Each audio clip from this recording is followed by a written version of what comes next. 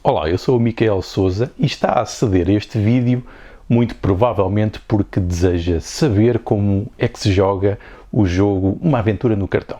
Poderá ter recebido a ligação para este jogo, quer diretamente acedendo ao jogo, porque ele vai estar disponível online, como exemplo, ou então porque terá recebido provavelmente um cartão de visita meu, em que no verso está então o jogo. Vamos então passar rapidamente para a explicação de como se joga o jogo e depois, se tiver interesse, vamos ver também aqui alguns dos objetivos desta experiência, quais as suas utilidades e também o próprio processo de desenvolvimento.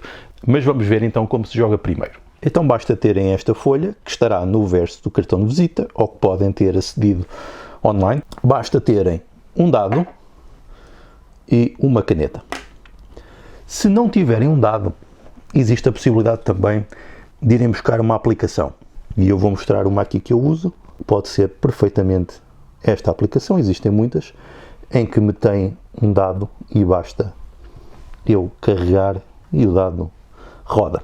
Portanto, basta um D6 para este efeito. Como se joga então? Basta seguir aqui as indicações. Então, lançamos o dado e quando temos o valor, decidimos, como está aqui no ponto 1, podemos fugir ou decidir atacar um monstro. Se eu decidir fugir, eu tenho que riscar o número de pintas do dado aqui na sala. Portanto, teria que riscar 4. Como é um valor relativamente elevado, eu vou decidir atacar. Porquê? Se eu decido atacar, eu volto a lançar novamente, tenho que relembrar o valor anterior, que seria 4, e relanço novamente. E saiu 4. E então, consoante o valor do segundo dado, que neste caso foi 4, eu vou ter de verificar o que aconteceu. Neste caso, eu tive igual ou maior. Ou seja, o monstro que representa este segundo lançamento conseguiu igualar aquilo que foi o meu lançamento anterior. Portanto, eu vou riscar uma barra no meu cansaço. Isto representa o cansaço do jogador e isto o cansaço do monstro. Sendo que o objetivo é eu conseguir encher e cansar o monstro sem que encha a minha própria barra ou não tenha sítio disponível para fugir. Então, aconteceu esta primeira ronda, como aconteceu a parte de baixo, eu vou voltar a jogar. Então, vou voltar a jogar, vou iniciar então aqui o jogo. Lance novamente, saiu 1. Eu com 1 sei que não vou conseguir ter que o monstro tenha num possível segundo lançamento menor que eu, portanto nunca terá menor que 1, portanto eu vou decidir fugir. Então, como decidi fugir, vou arriscar mais um quadrado. E então, como decidi fugir, passo novamente para a etapa jogar. Portanto, vou lançar novamente, agora saiu 3, e agora com 3, será que vou atacar o monstro ou será que vou fugir? 3 ainda é um número complicado, portanto eu vou decidir fugir novamente, e estou a começar a ficar sem espaço vazio. Portanto, vou voltar a jogar novamente, e tive 4. Agora com 4, eu vou decidir atacar o monstro, porque para eu vencer, ele tem que ter 3 ou menos. Vamos ver então se consigo. Ok, o monstro teve 2, logo teve menor do que o lançamento anterior, portanto eu vou arriscar 1 na vida do monstro. E pronto, vou continuando a fazer isto, sempre a voltar à etapa seguinte de jogar e depois decidir se volta a relançar ou não. Sempre que eu decido não relançar, tenho que fugir. Se eu decido relançar novamente, passo a atacar e então depois comparo se ele tem um valor menor que o meu. Se tiver menor que o meu, registro aqui na energia dele. Se tiver igual ou maior, registro na minha. Portanto, isto significa o perder a energia ou acumular cansaço. E o jogo, por exemplo, eu venço quando encho toda esta barra do monstro e perco quando a minha barra estiver cheia ou quando já não existir nenhum espaço aqui vazio e tudo isto estiver cheio. E basicamente o jogo é isto. Recapitulando, lançamento. Decidimos fugir, riscamos. Se decidimos atacar, relançamos novamente e comparamos os valores. Sendo que o segundo lançamento representa um monstro e se ele tiver menor que nós atribuímos-lhe cansaço. Se ele tiver igual ou maior, nós é que ficamos cansados. E reiniciamos sempre este ciclo. Caso pretendam jogar várias vezes e isto depois fica cheio, existe aqui a possibilidade de pegarem num caderno, uma folha vazia, rapidamente fazerem um retângulo com 3, 4 linhas dividido em 1, 2, 3, 4, 5, 6 espaços, fazem a barra ao lado igual, fazem outra barra em baixo, riscam o primeiro, que é a entrada, e este é a vossa vida, e este é o monstro, e está pronto a jogar rapidamente. Portanto, podemos pegar num caderno ou numa folha e replicar o jogo e tentar jogar novamente. Então agora podemos falar aqui um pouco de qual foi a motivação para fazer este jogo. Este jogo surge como uma ideia depois de eu ter estado na Essen Spiel 2022, que é a maior conferência, convenção, feira de jogos de tabuleiro, jogos analógicos do mundo, e eu tive vários encontros, várias reuniões para outros projetos e não tinha um cartão de visita para mostrar.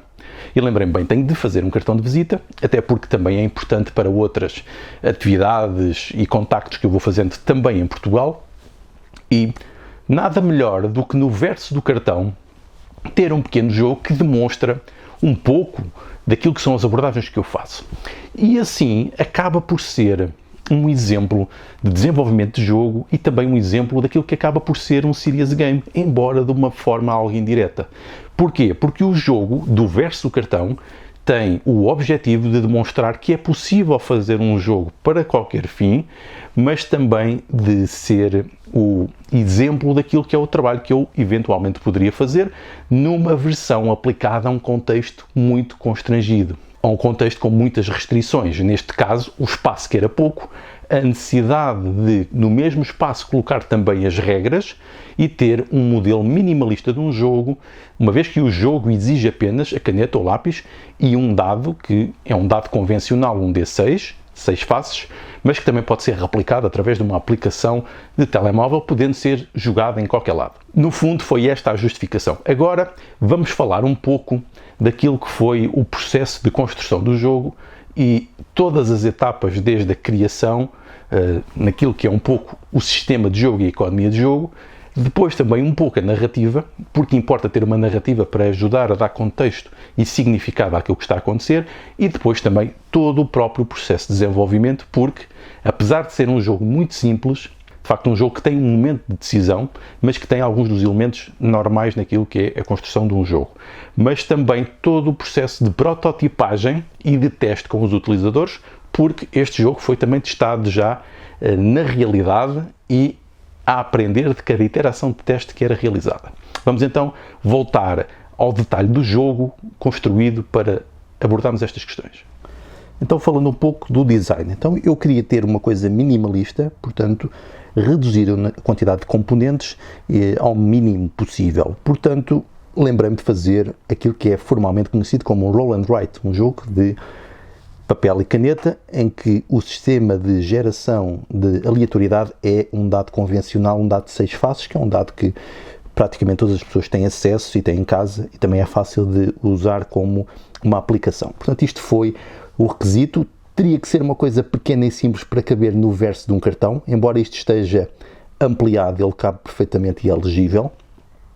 Então, se o dado D6 ia ser a minha base, eu teria de matematicamente ter um jogo que se orientasse e se conjugasse em torno do número 6. Isto foi a primeira abordagem. Portanto, eu comecei primeiro por fazer um quadrado de 6 por 6. Aqui o quadrado e tal, 1, 2, 3, 4, 5, 6, qualquer coisa assim deste género.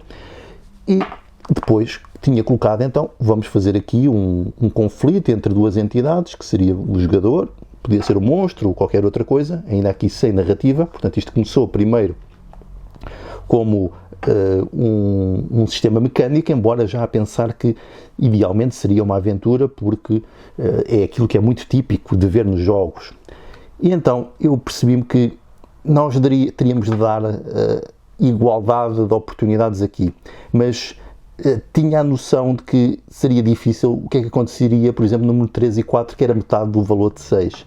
Portanto, o que eu decidi era, eu vou dar vantagem ao monstro. Portanto, sempre que tem valores iguais, ele vai ser beneficiado. E quando comecei a testar, verifiquei que era muito fácil de... Portanto, eu decidi encurtar o espaço para fugir e também por pontos de vista estéticos e também porque me apercebi que estava muito fácil, removi também esta parte e acabei por ficar com uma matriz 6x4 e isto ajustava também à vida do monstro para ser mais desafiante. E depois isto também me reduzia o espaço para colocar na folha. Isto foi, em parte, a matemática e a economia do jogo, feita testando no momento com lançamentos e vendo também as probabilidades disto acontecer. Algo que também aqui foi intencional foi o modo como acontece a progressão do jogo. A progressão vai-se dando, no fundo, pela quantidade de feridas e de danos que vamos acumulando no monstro, mas também os nossos próprios danos e o cansaço que se acumula, tal como a quantidade de espaço que vai faltando. E à medida que o jogo vai progredindo, isto vai enchendo e vai-se dando o sentimento de urgência, o que torna as decisões cada vez mais difíceis e com mais significado, e que supostamente será para envolver mais os jogadores. Com esse sentimento de urgência, que é um sentimento de progressão aqui com aquilo que nós chamamos, por exemplo, os efeitos da aversão à perda, porque vamos perdendo espaço à medida que vamos progredindo, mas também podemos ter sucessos.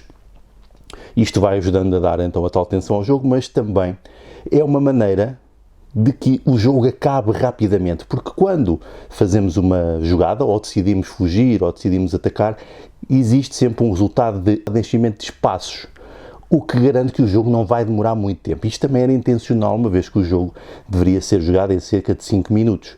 Portanto, também temos aqui uma técnica de progressão e que também controla o próprio tempo de jogo, que é algo que é importante no jogo que definimos e está associado, obviamente, ao sistema de progressão, à economia de jogo e às condições de derrota e de vencer, de ganhar o jogo. Do ponto de vista temático e narrativo, isto acabava por ajudar, uma vez que isto podia simbolizar uma sala e eu teria que dar decisões aos jogadores. A decisão era atacar ou fugir. E isto porque, se fosse simplesmente atacar e lançar, era totalmente aleatório. Assim, os jogadores têm a possibilidade de fugir ou atacar, e sendo que estão sempre em desvantagem no ataque, dá sempre que pensar se vale a pena fugir ou não. E teria que dar aqui restrições. As restrições são, por exemplo, isto é a barra de cansaço de ambos, o objetivo é encher. Portanto, a restrição é a quantidade de espaços que temos para encher, e aqui na sala também a quantidade de espaços para fugir. Portanto, isto levaria à tomada de decisão, especialmente nos números 3 e 4, que são aqueles números de provavelmente maior incerteza, porque estão no limite do sucesso. Depois, apercebi-me também que seria necessário queimar um espaço. Porquê? Para apertar aqui mais a possibilidade de fugir.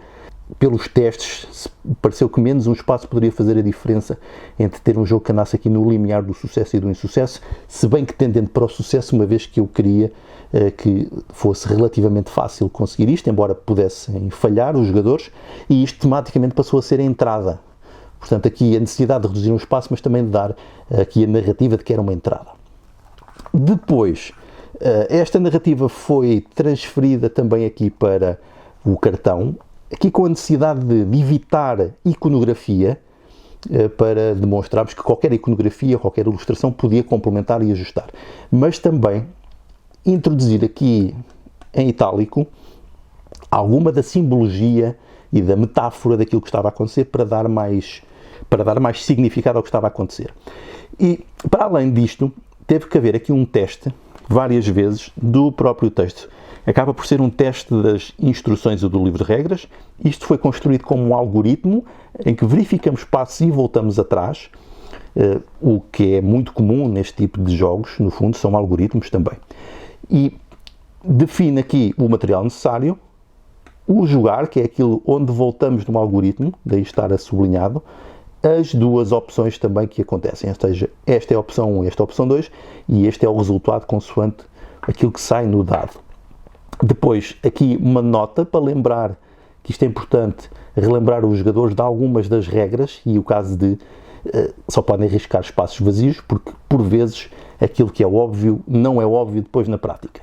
E depois recordar as condições de vitória e de derrota, que é algo que os jogos devem ter sempre, uma condição de vitória e de derrota, a não ser que estejamos a trabalhar em jogos mais de experimentação e colaborativos, em que podemos ir um pouco além disto. E depois a necessidade de ter aqui o QR Code, depois para verem o vídeo. Este vai apenas para o meu perfil de link Tree neste momento, mas depois eu vou colocar o link para este próprio vídeo aqui também no cartão. Aqui também uma espécie de uma legenda para ajudar a dar significado à iconografia, que neste caso são só letras. E foi basicamente este o processo de construção do jogo, mas depois teve também um processo de teste. Aqui o processo de teste foi muito importante, porque houve 3 etapas de teste. Um primeiro, que foi o meu teste individual, que serviu para ajustar a economia de jogo e construir o jogo.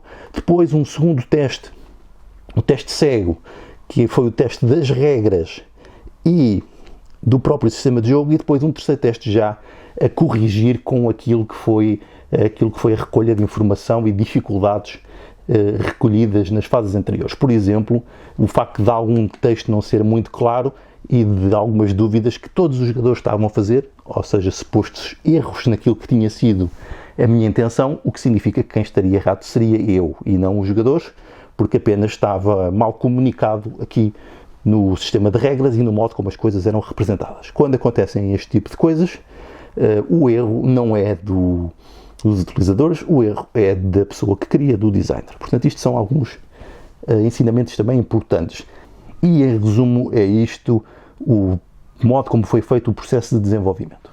Então ficou mais ou menos o resumo daquilo que foi o processo de desenvolvimento. Se chegaram a esta fase do vídeo, é sinal de que têm interesse nestas temáticas e nesta área. Este é um breve exemplo de algo que eu quero continuar a explorar. Será seguramente um exemplo para abordar em aulas e formações, mas também aqui um exemplo prático de algo que me pareceu que começou a funcionar relativamente bem e que eu quero e posso, porque é possível, fazer expansões e modificações e aprofundando este próprio sistema de jogo. De realçar a grande importância do playtesting, do teste dos jogos com utilizadores reais, mesmo para coisas tão simples, porque os utilizadores vão interagir e reagir de modo diferente e diferenciado àquilo que é o que lhes apresentamos como jogo ou como produto. Isto é válido para tudo e temos que acompanhar, perceber, avaliar, fazer testes acompanhados e testes cegos. Claro que depois dos nossos testes individuais, recolher os dados, tratar, ajustar e tentar corrigir e voltar a testar novamente. Isto é essencial em qualquer tipo de jogo, quer seja no jogo analógico, como é o caso deste, quer seja depois no jogo digital, que parte de um processo de prototipagem que também pode começar no físico, no analógico. E pronto, fica aqui este breve resumo de um exemplo muito prático de uma ideia para servir um propósito, que acabou por ser convertida não diretamente no jogo, mas num jogo de apoio, mas também serve para refletirmos aqui sobre o próprio processo de desenvolvimento, na implementação prática e na concretização de um projeto dito jogável. Se tiverem interesse nestas matérias, existe aqui uma secção do canal do YouTube dedicada a esta parte do desenvolvimento de jogos, aos CDs de games e gamificação, mas o restante canal também aborda principalmente aquilo que é o hobby ou a indústria dos jogos de tabuleiro modernos, mostrando novos produtos e fazendo análise dos mesmos. Então vá, obrigado, adeus!